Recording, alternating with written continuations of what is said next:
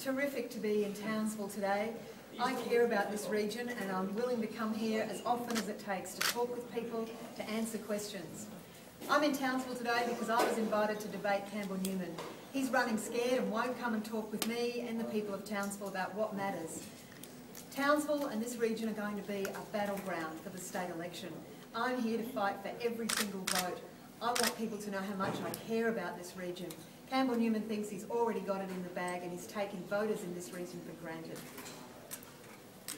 How disappointing was it for you? Do you think that it's an arrogance thing that he didn't come today to speak to us at Townsville? Campbell Newman's refusal to come and debate me here in Townsville smacks of the worst kind of arrogance. This is someone who thinks he's already won the election and he doesn't have to work hard to win votes of people in the north. I know the people in the north. I know that they expect hard work from their politicians. That's what they're going to see from me. We're not going to take a single vote for granted. Myself, my local members, this is going to be a battleground for us. We're not going to give an inch. Primarily the flood inquiries obviously in the spotlight this week. Do you think it's still doing a good job? I set up this flood inquiry because I want to get to the truth of how the dam was operated. There's only one thing I care about with this commission, and that is that it leaves no stone unturned and that it answers all the questions. Queenslanders deserve answers on these issues. I'm not going to rest until we get those answers. Have you been asked for more time? No, I have not at this stage. I have not been invited to appear at the inquiry, but if I am, I will do so happily. I am only too happy to assist this commission in any way, shape or form. I've already provided a statement. I was there in those days when everything was happening in disasters across the state, and if I can assist, I'm happy to do so. Let's take it one at a time. We'll go Some ahead. of the engineers have actually been offered security guards. I'm concerned about that. We have unfortunately seen some death threats against some of the engineers who are giving evidence at the inquiry. I don't think there's any room for that in a democracy, but I do think it's important that these engineers and their evidence is tested rigorously, and that's what the Commission is doing. Are you surprised Ken Smith hasn't been called to appear? The people who are called to appear is entirely a matter for the Commission.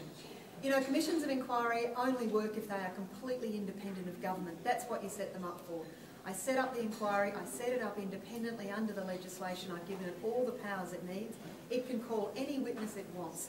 It's entirely a matter for the Commission. I want one thing, and that's answers. Premier, there's been some suggestion that the education system and also the DPI the payroll problems may have extended to them this morning after the police weren't paid overnight. Can you guarantee there won't be any more problems? Who's to blame?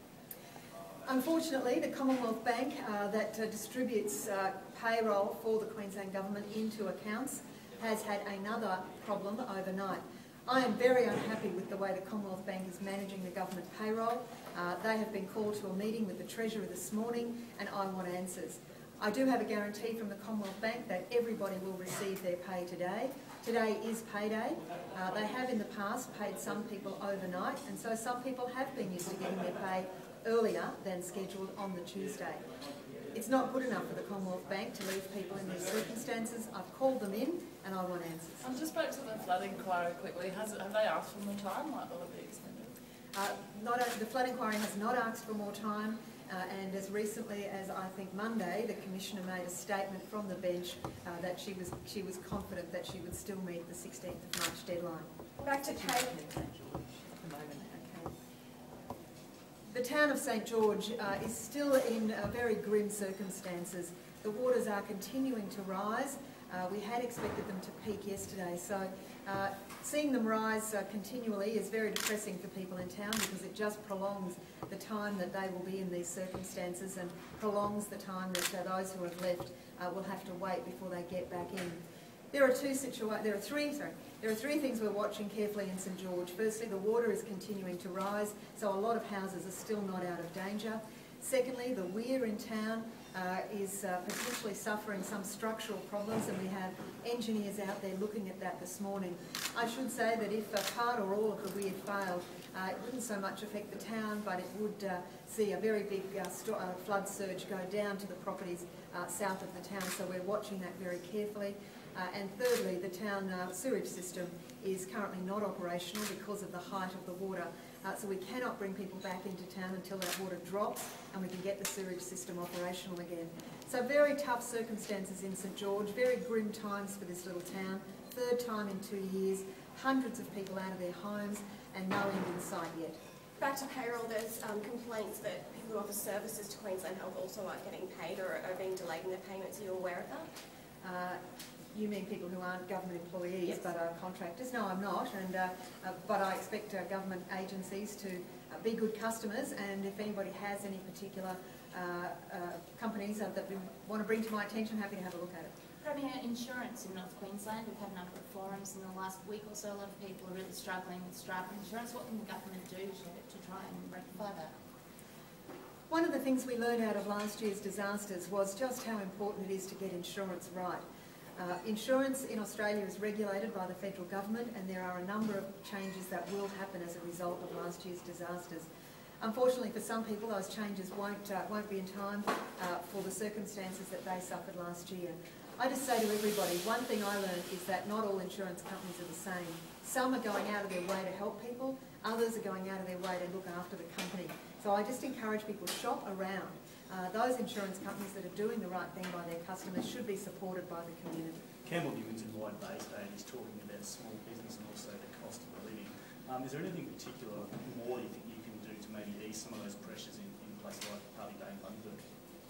What you see from Campbell Newman is a lot of rhetoric. You'll hear him talk about problems, you'll never hear him talk about solutions. He wouldn't come here to Townsville today to debate me because he doesn't have solutions or ideas for this part of Queensland. It's easy to talk about problems. I'm not interested. I want to talk about solutions. You won't get that from Campbell Newman. Can we talk about your candidates, Premier? We've got on the Sunshine Coast at least three aren't from the Sunshine Coast. Here, the seat of Dalrymple, the candidate is from Townsville, not from out that way. Are you finding it hard to put people up for the ALP? We've got candidates right across the state who are competing for the right to represent people in electorates right across Queensland. And of course, you would expect that just in the same way as the LNP has had trouble in some seats recruiting people, the Labor Party has some similar issues from time to time. But we've got a very strong team standing here for the North. I'm very proud of the work that our sitting members, Craig Wallace and Mandy Johnson, are doing. In Mark Harrison, we've got a great candidate. We've got great candidates in Dalrymple and in Burdekin and in Hinchinbrook. Not everyone wants to be a Member of Parliament. You don't have them flocking. Sometimes it's a tough job and it's not for everyone. But I'm very proud of the team that we'll be taking to the election in North Queensland. They've been a strong voice in the halls of government, and they've delivered for this region. Premier John Anderson